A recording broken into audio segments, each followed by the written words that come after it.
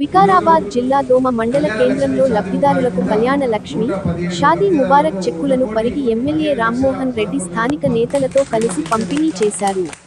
ఈ కార్యక్రమంలో తహసీల్దార్ రవీందర్, ఎంపీడీఓ గ్యామా నాయక్, మండల వ్యవసాయ అధికారి ప్రభాకర్ రావు, దోమ సర్పంచ్ శివకుమార్ రెడ్డి, కాంగ్రెస్ పార్టీ మండల అధ్యక్షుడు శాంతకుమార్, నాయకులు యాదవరెడ్డి, రాఘవేందర్ రెడ్డి తదితరులు పాల్గొన్నారు.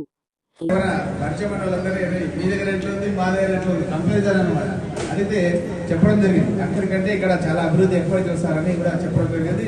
కాబట్టి మీరు కూడా ఏంటంటే అభివృద్ధి జరుగుతున్న దాన్ని బాగా ప్రచారం చేయాలి, బాగా ప్రచారం చేయాలి.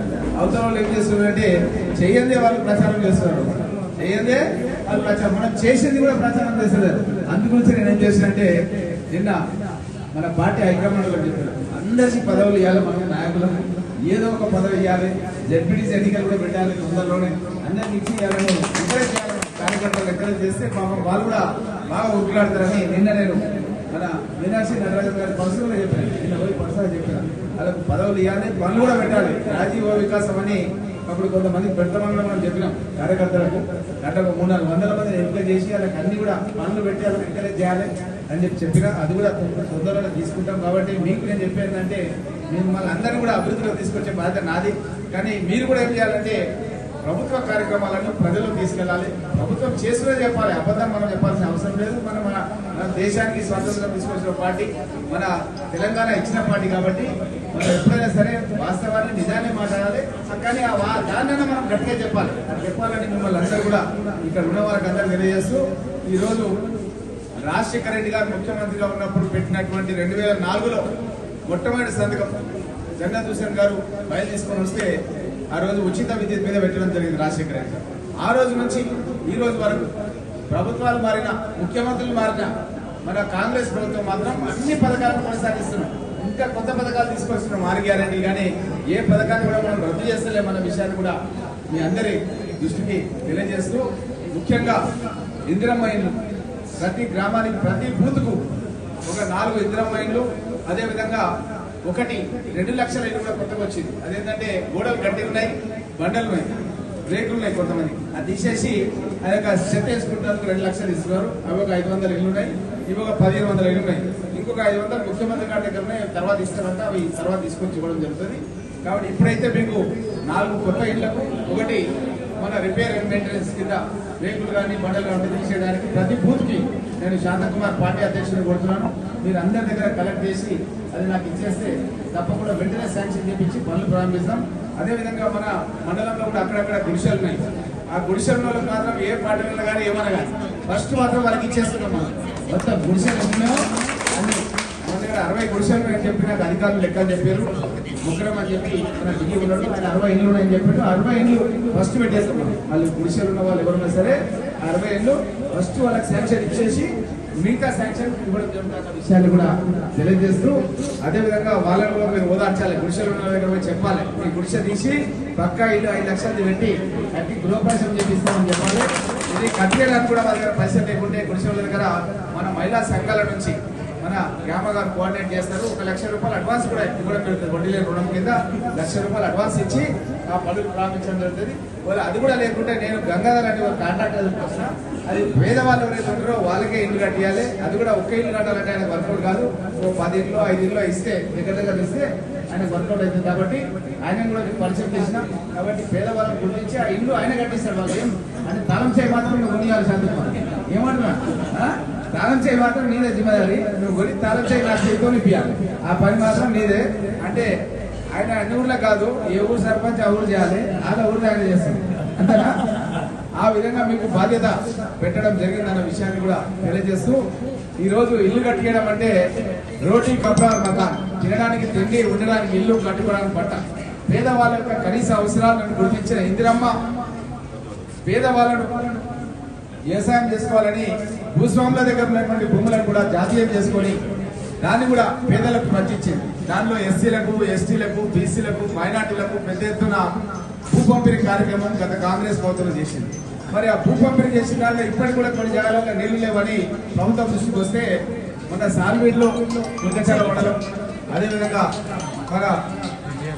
మన మందాబాద్ మండలంలో కూడా ఈ 2 మండలాల లోపల మేము అక్కడ సోలార్ పంప్ సెట్స్ ఇచ్చి అక్కడ వాళ్ళకి బోర్లు వేయించేసి అక్కడ మోటార్లు ఫిట్ చేయించే కార్యక్రమం స్టార్ట్ చేసినాం. మీ దగ్గర కూడా ఎవరైనా ఉంటే గుర్తిస్తే తప్పకుండా దాన్ని కూడా నేను ఎస్సీ కార్పొరేషన్ పంపించి వాళ్ళు కూడా బోర్ మోటార్లు సోలార్తో నడిచేది శాంక్షన్ చేపించడం జరుగుతున్న విషయాన్ని కూడా మీకు అందరూ కూడా తెలియజేస్తూ ఈ విధంగా భూములు ఇచ్చి ఇల్లు కట్టించి ఆ ఇంట్లో సంసారం చేసే కుటుంబానికి ఒక 40-50 కిలోల బియ్యం సోనా మసూరి బియ్యం ఇచ్చి రేషన్ కార్డు లేని వాళ్ళందరూ కూడా రేషన్ కార్డులు ఇచ్చి అది నిర్విరామంగా కొనసాగే కార్యక్రమం. ఇప్పుడు రేషన్ కార్డు అప్లై చేసినా మళ్ళీ 15 రోజుల్లో రేషన్ కార్డు వస్తుంది. తహసీల్దార్ గారు రవీందర్ గారు రెడీ దరఖాస్తు చేసినట్టే మీకు రేషన్ కార్డు ఇవ్వడానికి సిద్ధంగా ఉన్నారు. ఆన్లైన్ లో మీ సేవల డైరెక్ట్ గా ఎట్లా చేసినా సరే మీకు రేషన్ కార్డు ఇవ్వడానికి ప్రభుత్వం సిద్ధంగా ఉంది. గత ప్రభుత్వంలో ఒక్క రేషన్ కార్డు కూడా ఇవ్వలేదమ్మా. ఈ విధంగా రేషన్ కార్డు ఇవ్వడం, వాళ్ళకు సోనా మసూరి బియ్యం ఇవ్వడం, ఆ ఇందిరమ్మ ఇళ్ళకే కాకుండా అన్ని ఇళ్లకు కరెంటు ఫ్రీ 200 యూనిట్ల వరకు 1800 రూపాయల వరకు బిల్ అవుతుంది. ఒక్క రూపాయి కూడా తీసుకోకుండా వాళ్ళకి కరెంట్ కూడా ఉచితంగా ఇస్తున్నాం. ఇవ్వడమే కాకుండా ఆ యొక్క ఇంట్లో ఉండే వాళ్ళు ఏదైనా అనుకోకుండా ఏమన్నా చనిపోతారని చెప్పి ఆ యొక్క రేషన్ కార్డులను కూడా ఇన్సూరెన్స్ చేసినాం. రేషన్ కార్డులో ఉన్న వ్యక్తులు ఎవరైనా చనిపోతే కూడా ఇందిరమ్మ జీవిత బీమా పేరు మీద 5 లక్షల రూపాయలు వాళ్ళ ఇంటికి వస్తాయి. 5 లక్షల రూపాయలు వాళ్ళ ఇంటికి వస్తాయి. ఎందుకంటే మన గ్రామాల్లో అనుకోకుండా ఎవరైనా చనిపోతే మన దగ్గర నాయకులు ఏం చేస్తారంటే, మన గతంలో రాముడు నాయకుడు ఉండే, అప్పుడు అధ్యక్షుడుగా ఉండే, చాలా సేవలు అందించాడు.